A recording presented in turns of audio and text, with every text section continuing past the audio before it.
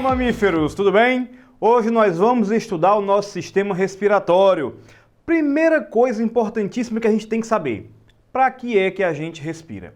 Respirar é um ato de fazer o quê? De promover a entrada do oxigênio. É claro que vão entrar outros gases, mas quem se fixa mesmo é o oxigênio. E o motivo desse oxigênio estar entrando pelo aparelho respiratório, a finalidade é chegar até as células. Para quê? Para que as células realizem um processo chamado respiração celular. Primeira coisa importante, não vai confundir a respiração pulmonar, a respiração fisiológica que está aqui, com respiração celular. Ok? Vem comigo.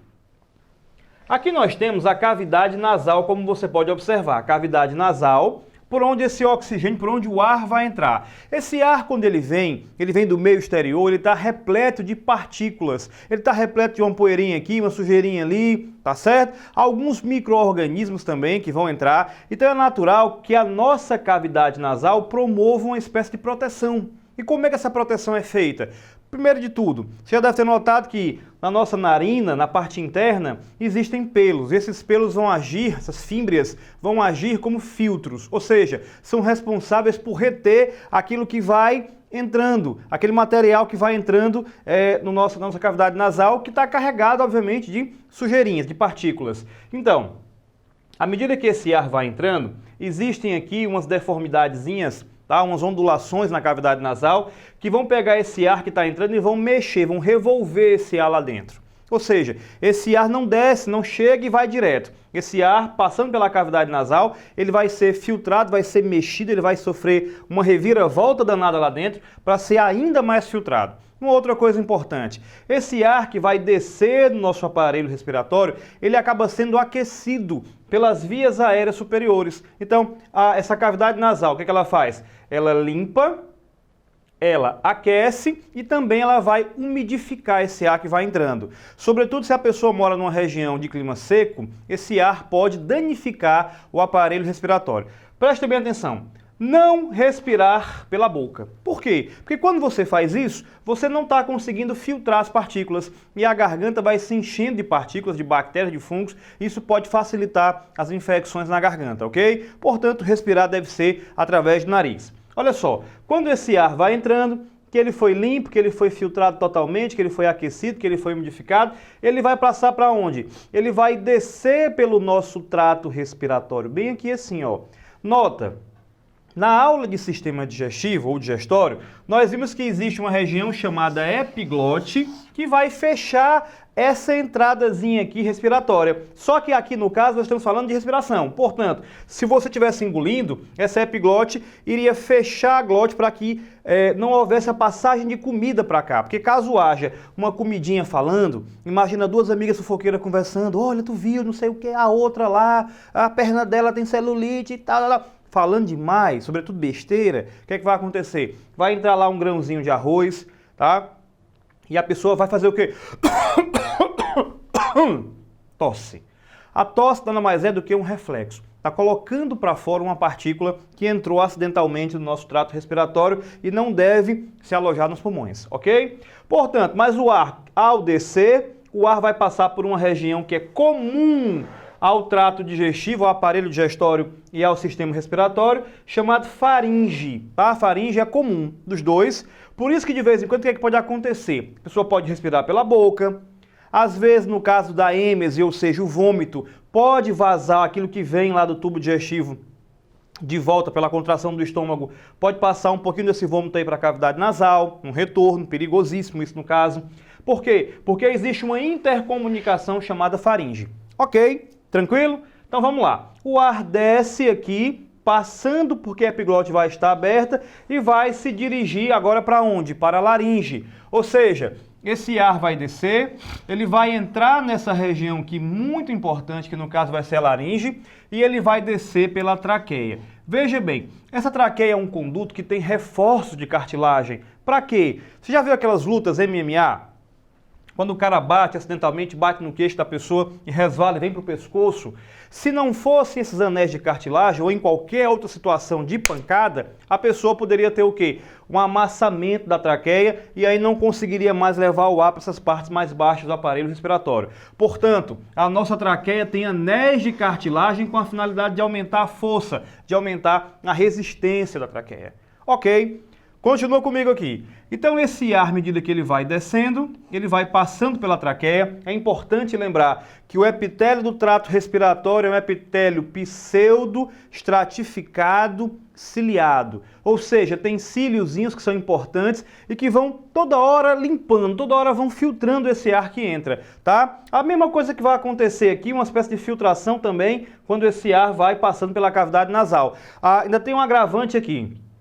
Na cavidade nasal você vai encontrar células mucosas que vão produzir um muco que vai grudar esse material, essa poeirinha que vai entrando, tá certo? E vai formando aquele material esverdeado, chamado, né, vulgarmente de meleca. Que o cidadão vai lá, tira, faz aquela bolinha e arremessa, né, longe de si mesmo. Então veja bem, tudo isso é importantíssimo. Então olha só, descer o ar, quando o ar chega bem aqui na traqueia, ele vai se bifurcar para os brônquios, aqui os brônquios, ó, no caso, e aqui os bronquíolos. Ou seja, ele está se ramificando para os nossos pulmões. E aí nós temos o pulmão direito, aqui no caso, pulmão esquerdo ali. Nota interessante, ó, pulmão esquerdo tem uma concavidadezinha, por que será? Porque aqui fica o seu coração. Ok? Importantíssimo. Então, quando esse ar desce, que entra aqui, ele está vindo para os pulmões, que são sacos, tá? Na verdade, são sacos que vão fazer o quê? Que vão receber esse ar e que vão fazer com que haja o armazenamento do ar aqui dentro e esse ar vai ser passado. Então, vai ser passado para onde? Vai ser passado, mais uma vez, vamos repetir, traqueia, brônquios, bronquíolos, né? E aí vai para dentro dos alvéolos, que é onde a mágica acontece, os alvéolozinhos, que eu vou já dar uma ênfase melhor para você. Os alvéolos é onde vai acontecer um processo importantíssimo chamado hematose. Ok? Olha cá uma coisa interessantíssima. Aqui nós temos a pleura. Tanto existe pleura no pulmão esquerdo como no pulmão direito. Para quê? Para fazer uma proteção, tá certo? Alguém já viu aquele filme Cine Hollywood, quando o cara fala que vai dar uma voadora nas pleuras?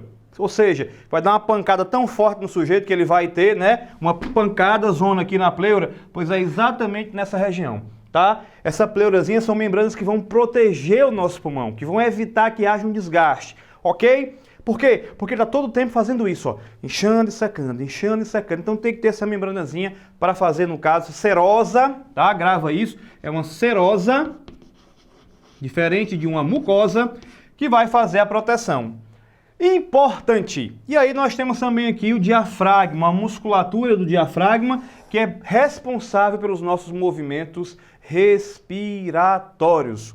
Ok? Vamos detalhar mais? Então olha só, nós temos aqui no caso, mais uma vez a sequência que eu falei. O ar vem traqueia, brônquios, né, bronquíolos, e se dirige para os alvéolos pulmonares, local onde acontece a mágica. Como é o nome dessa mágica? Hematose. Na hematose vai acontecer a troca gasosa de fato. Nós precisamos fazer o quê? Pegar, jogar o gás carbônico para os pulmões, retirando dos tecidos. E nós precisamos fazer o quê também? Nós precisamos pegar o oxigênio que vem do meio exterior e jogar para dentro das hemácias. Lembra, gente, olha, essas célulazinhas aqui são as hemácias. São aquelas células que fazem um processo de oxigenação dos tecidos. Portanto, a hematose vai acontecer onde? Ao nível dos alvéolos pulmonares. Ok? Muito bem. Prestou atenção nisso daqui? Você lembra na nossa aula de sistema circulatório, quando eu falei que o sangue deixa o coração, o sangue vai em direção aos pulmões, sofre a hematose, ou seja, fica rico em oxigênio e volta para o coração para ser distribuído. Então, é exatamente esse processo que vai acontecer na hematose. Fica o gás carbônico e você faz o quê? Joga para fora. Expiração. E entra o quê? O oxigênio que vai para os seus tecidos. Vai para o seu sangue e, consequentemente, para os seus tecidos. Ok? Presta bem atenção numa coisa. Temos que entender um pouquinho sobre a nossa mecânica respiratória. Nós temos dois movimentos. Quais são eles? Inspiração e expiração. Grava bem. Nós temos aqui uma musculatura, um músculo chamado diafragma, que fica logo aqui abaixo dos nossos pulmões, separando o que é a cavidade torácica da cavidade abdominal. Veja bem, quando nós temos o processo de inspiração, olha bem o que acontece, ó. Esses músculos que ficam entre as costelas, tá? Esses músculozinhos entre as costelas, que eu vou chamar de intercostais, fazem o quê? Contraem. Eles se contraem e puxam a minha caixa torácica para cima. Tá certo? E quando puxa, o que acontece? O volume do meu pulmão vai expandir, fazendo com que o ar entre. Então esses músculos contraem, olha só, estou aqui expirado. Agora, eles contraem para que haja entrada, no caso do ar, nos pulmões, ok? Ao mesmo tempo o diafragma fez o quê? Olha só no alfabeto. Ao mesmo tempo ele fez o quê? Ele sofreu uma contraçãozinha também e desceu para dar mais volume para os nossos pulmões, ok? Não é lindo isso? Então na expiração é o contrário, amigo. Se eu faço e estou contraindo, quando eu faço isso, ó, relaxa. Ou seja, eu relaxei toda a musculatura intercostal e a musculatura diafragmática. Inspiração, expiração. Espero que essa aula tenha te inspirado em outro sentido para você que é um aluno desenrolado. Um grande abraço e até a próxima.